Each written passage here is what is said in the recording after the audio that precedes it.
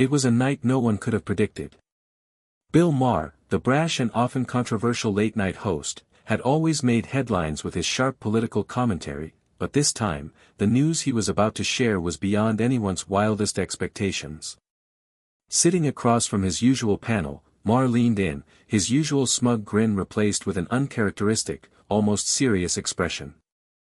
"I've got a story for you," he began, his voice lowering just enough to grab attention. "A dinner. A dinner that you won't believe happened. And believe me, I've seen it all, until now." The audience leaned in, hanging on his every word. He paused for a beat, letting the suspense build before he dropped the bombshell. It was with none other than Donald Trump, and Kid Rock. And what went down that night? Completely bizarre. The crowd let out a collective gasp, a mix of disbelief and curiosity. Maher continued, his tone turning more dramatic. "You would think that two of the most unpredictable figures in American culture would have a dinner full of political rants and rock and roll bravado, but that's not what happened at all."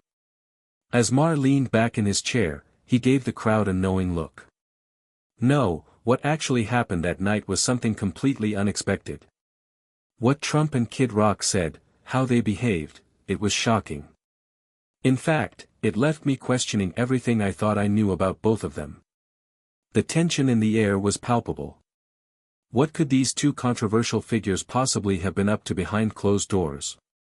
Bill Maher took a long sip of water, his eyes glinting as if savoring the anticipation he had carefully built. He wasn't going to let anyone off the hook too easily. "So, I was invited to this dinner," Maher began, his voice now carrying a touch of mystery. "At first, I thought it was just another one of those, let's get the boys together and talk about whatever nonsense they feel like. You know the kind. Trump's world and Kid Rock's world, two universes colliding." The audience was silent, hanging on every word. "But no," Maher said, a small, amused chuckle escaping his lips. "That's not what happened. At all." Maher leaned in, lowering his voice to a near whisper. "The whole night started off with the weirdest thing. Trump didn't talk about politics. Not a single word. Instead, he kept talking about his golf game." He paused, letting that sink in. Not the usual Trump. No rants about the election or the media. Just golf. Kid Rock, on the other hand, Kid Rock of all people, was sitting there nodding along like he was taking notes. I thought I was in some kind of bizarre alternate reality. The audience shifted, murmurs passing between them. Maher's eyes gleamed with mischief. But that's just the beginning. The really weird part came when Trump, mind you, suddenly pulled out a stack of papers.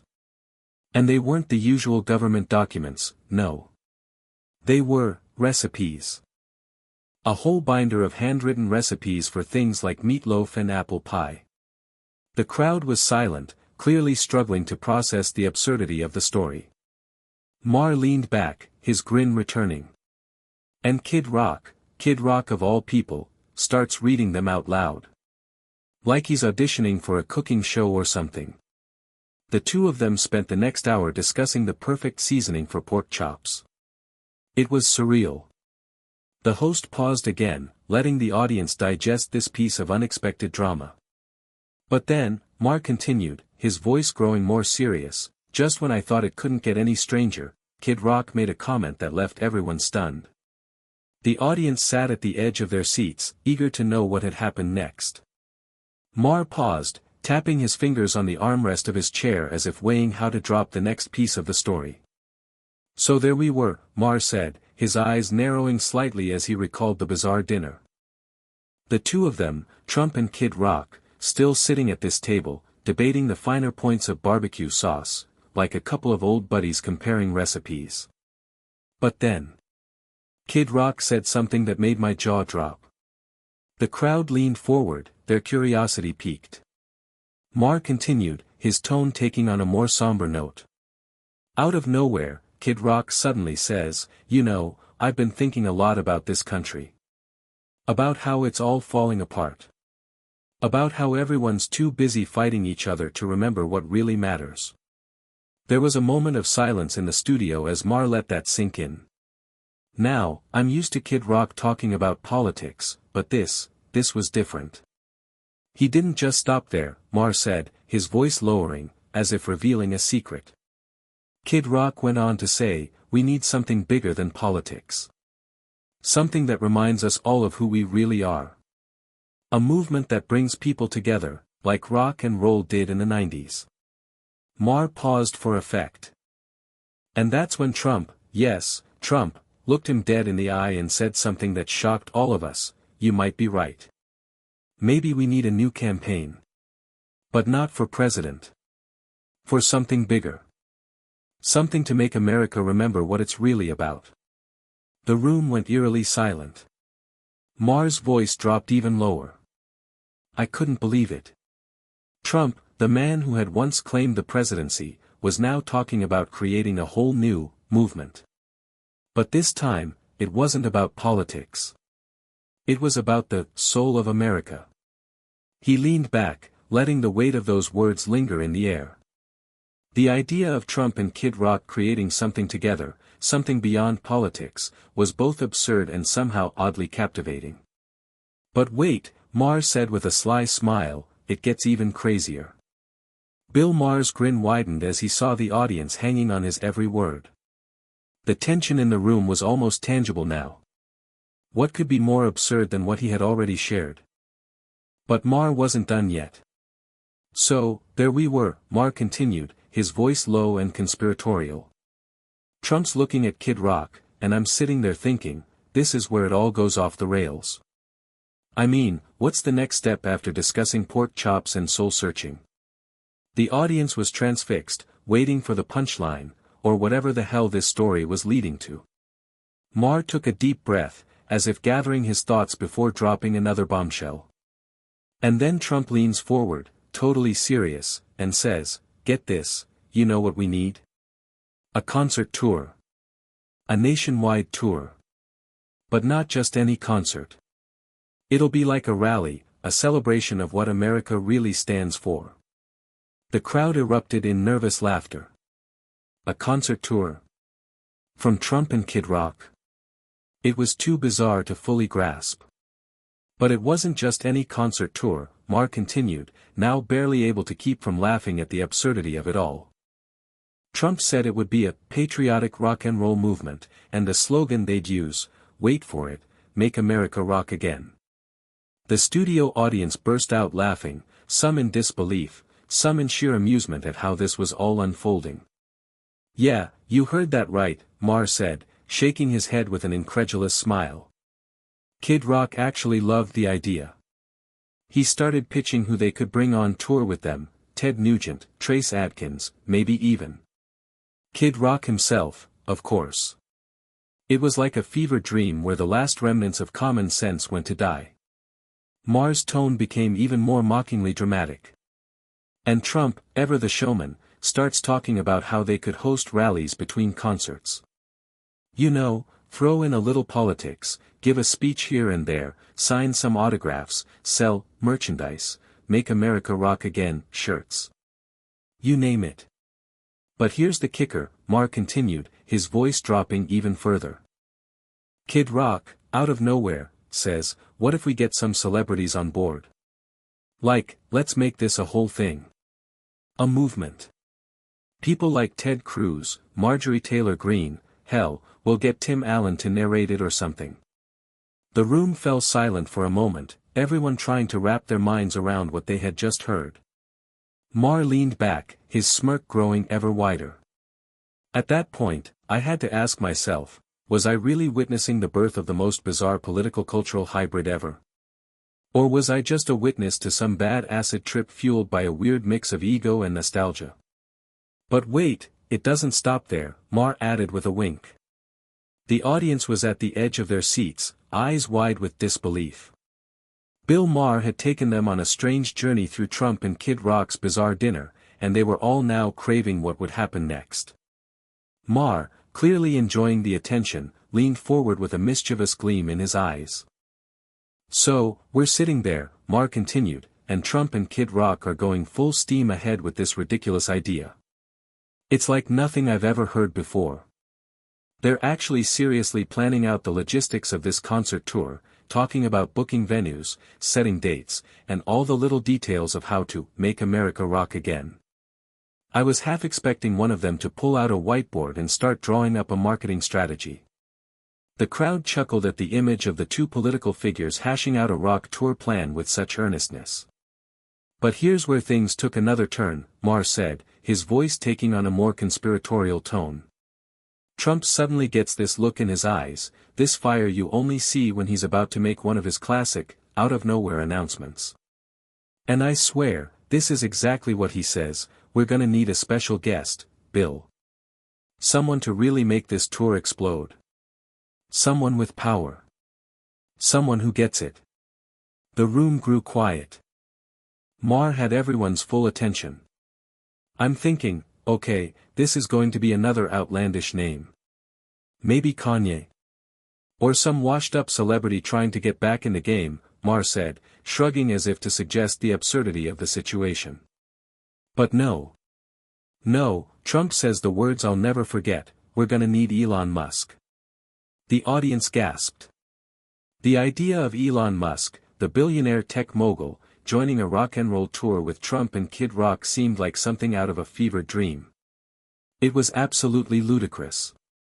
Now, keep in mind, Maher continued, his voice laced with sarcasm, Elon Musk, the guy who's out there launching rockets into space and tweeting nonsense, was apparently going to be the headline guest. Trump was dead serious. He thought that Musk's involvement would send the message that this wasn't just some ordinary show, it was the future of America. A tech meets country meets politics meets rock extravaganza. Pure genius, right? The audience couldn't help but laugh at the absurdity of it all. Maher didn't stop there, though. But then, oh, it gets better, Maher said, his face lighting up with a grin.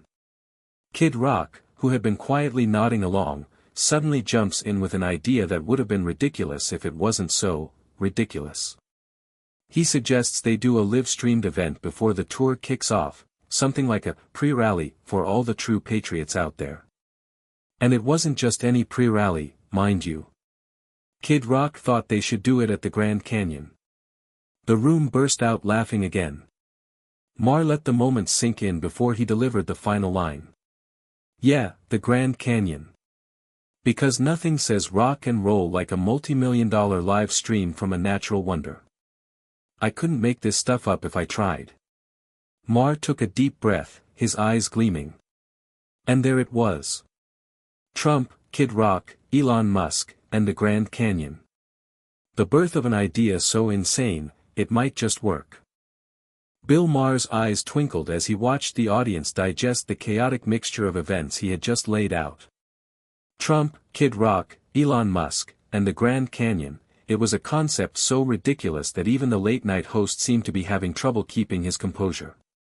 But there was still more to come. So, I'm sitting there, Maher continued, thinking this has to be the weirdest dinner of my life. But then, it gets even more wild, because, believe it or not, word of this dinner somehow starts leaking out. Slowly at first, then it's like a tidal wave.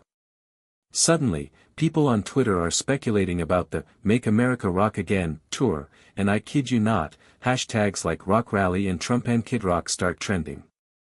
The room erupted in laughter, the absurdity of the situation settling in for everyone in the studio. Maher kept going. It wasn't just the internet either. Soon, people from both sides of the political spectrum started taking sides on the idea. And let me tell you, folks, everyone had an opinion. Liberals were throwing up their hands in horror, and conservatives, well, they couldn't believe their luck. Maher leaned in, lowering his voice slightly, as though he was about to reveal a major twist. But here's where it gets really interesting. Kid Rock, of all people, starts gaining traction as the leader of this thing. People on the right were hailing him as a voice of the true America. He was out there, posting about it on social media, urging people to join the revolution. And just like that, Kid Rock went from being a rock star to a full-fledged political figure. No one saw that coming. The audience was caught between laughter and disbelief, trying to process how the situation had gone from bizarre to almost satirical. Maher continued, his tone a mix of mockery and amazement. And then, oh yeah, then Elon Musk chimed in. Musk, always one to jump on any bandwagon, tweeted something like, "Let's make humanity great again," on the road with Trump Kid Rock. Rock and tech. Maher waved his hand dramatically as if mimicking Musk's over-the-top style. The crowd chuckled at the thought of Musk, known for his eccentricity, getting involved in such a spectacle.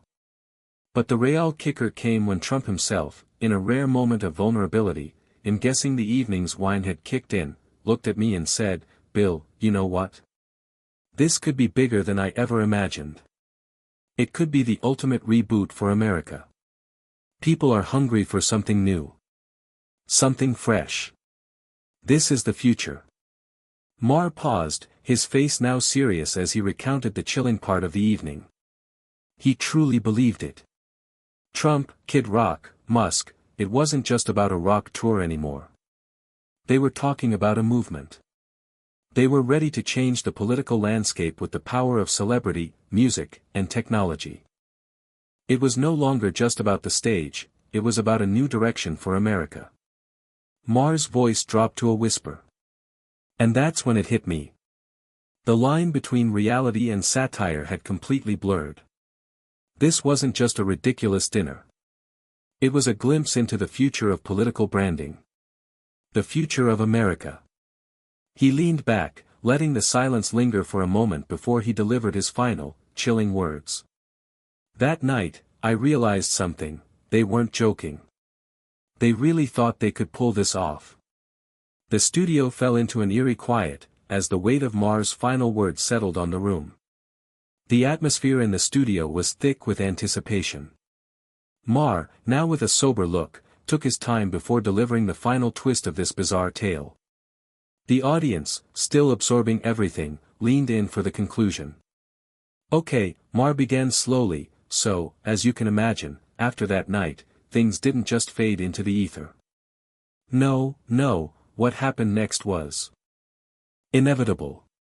He let the silence build for a moment, his fingers tapping lightly on the table. Word spread fast. In fact, too fast. Social media went into overdrive. What was once a whispered dinner conversation turned into a viral sensation.